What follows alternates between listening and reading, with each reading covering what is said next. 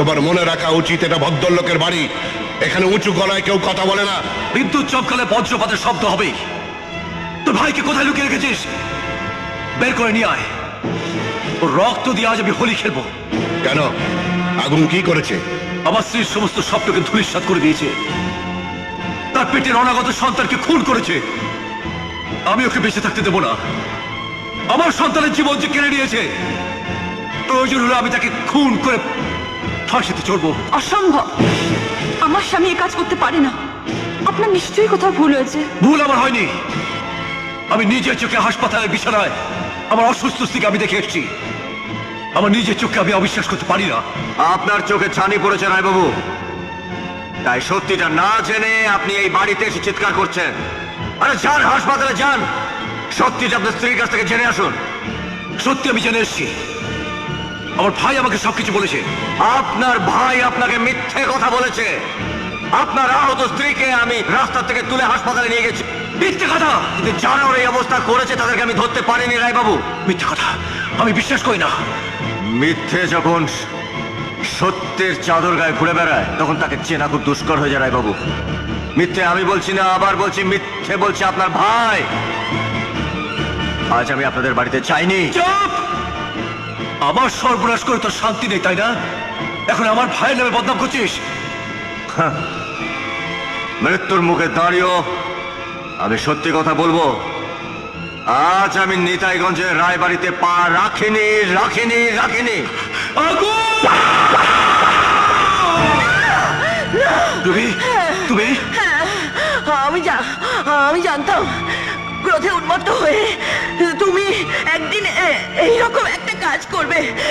তাই আমি এখানে এই চৌধুরী বাড়িতে ছুটে এসেছি। কাকে তুমি খুন করতে চাইছো? কাকে? নিজের শরীরে রক্ত দিয়ে যে তোমার স্ত্রীকে বাঁচিয়েছে সেই মহানুভবকে। এই আগুন আমাকে রাস্তা থেকে হাসপাতালে তুলে নিয়ে গেছে। আমার চিকিৎসা করিয়েছে। রুবি, তুমি তুমি জানতে চাও?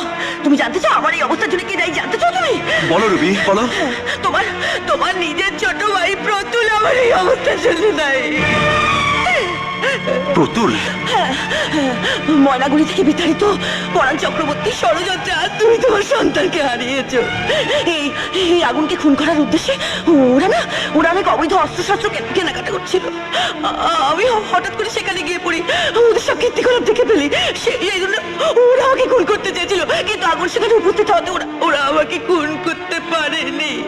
এবার বলো নিজের ভাইয়ের বিচার না করে তুমি আগুনকে খুন করতে চাইছো কেন? আমি আমার মৃত সন্তানের দিব্যি খেয়ে বলছি, প্রতুলকে আমি ছাড়বো না। ওর সঙ্গে আজ যদি আমার দেখা হয়, সেটাই হবে ওর জীবনের শেষ দিন। ভাইকে খুন করবে? আপনের চেয়ে পরই যখন বেশি, যখন আমার নিজের ভাই আমার নিজের সন্তানের হত্যাকারী, সে ভাইকে ভাই বলা ঠিক? রাজশেখর চৌধুরী, হ্যাঁ? ভাই হচ্ছে তোমার ভাই আগুন, যে তোমার কথায় অঞ্জলিকে ঘরণী করেছে। ভাই হচ্ছে তোমার ভাই সাগর, যে বুকে পাথর বেঁধে ভালোবাসাকে ছুঁড়ে ফেলে দিয়েছে।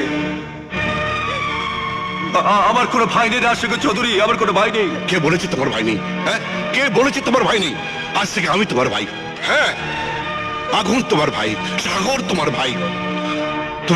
তুমি যে কোনো বিপদের সময় ওদের ডেকে দেখো, ওরা ঠিকই তোমার পাশে গিয়ে দাঁড়াবে। আমি এতদিন ধরে শুনেছি রাজশেখর চৌধুরীর অনেক বড় মনের মানুষ। আজ নিজের চোখে আমি সেটা দেখলাম, নিজের চোখে।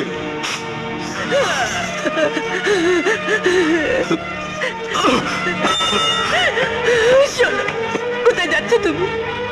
প্রতুল নামে একটা পশুকে শিকার করতে। আইন নিজের হাতে তুলে নিও না। কাল কালী পুজো, পুজোর পর পুতুলের বিচার হবে, আইনই তাকে শাস্তি দেবে।